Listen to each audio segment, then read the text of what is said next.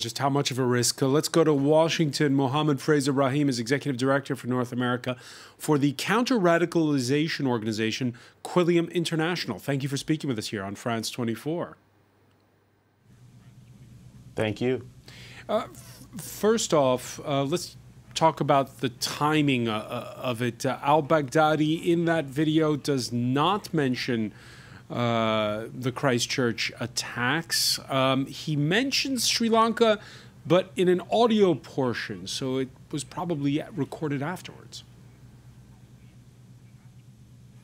Yes, I think it was done afterwards, and many of us, there'll probably be a deeper analysis that, in terms of trying to figure out what's taking place. You can imagine intelligence services trying to find out and do sort of a time analysis on this. So for us collectively, he doesn't necessarily mention Christchurch, but I think that what this shows is a proof of life, and that Baghdadi himself is alive, though he looks certainly a bit weathered down in light of the territorial loss in both Syria and Iraq. So with the young people that you work with, is this a sign of strength or weakness, this video?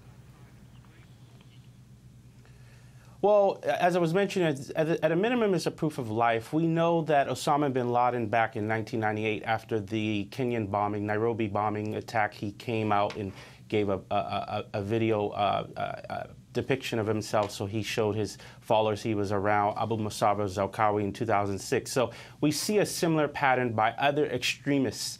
So Baghdadi follows that trend. I think for us, working in the pathway of de-radicalization and rehabilitation, this is certainly an indication that the organizations around, our efforts is trying to make sure that individuals are not even going down the pathway in the first place, so the preventative efforts. So I think the message, particularly for Baghdadi and for those who would be interested or susceptible, is that the ISIS brand is around, and I think that's why he was mentioning places like Burkina Faso, places like Mali, where we know just yesterday there was an attack in Burkina Faso, and trying to make sure that this brand is still alive.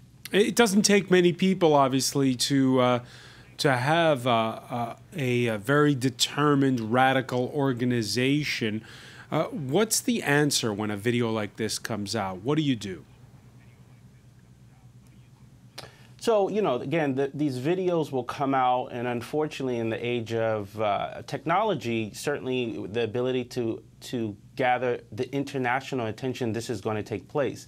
So for us, how can we look at preventative efforts in terms of making sure that young people, individuals who are women, children, how can we inoculate against these efforts in the first place? So that's certainly of interest to us.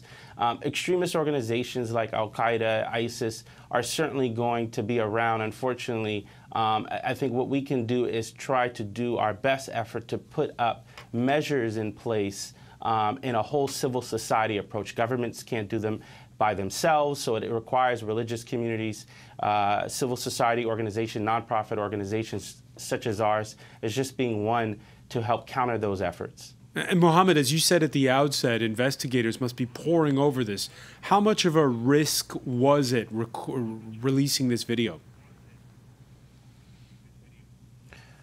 Well, this is the difficulty itself.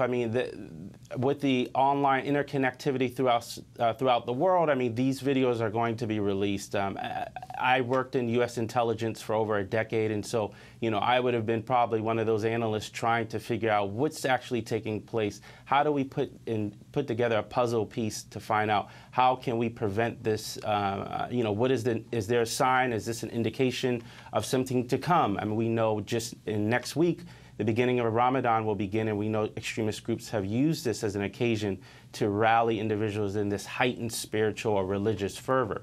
So it's something that certainly we're mindful of. It's something that we're scrubbing, making sure on a regular basis that we are aware of these efforts, but certainly trying to make sure that we are working in the preventative space as well.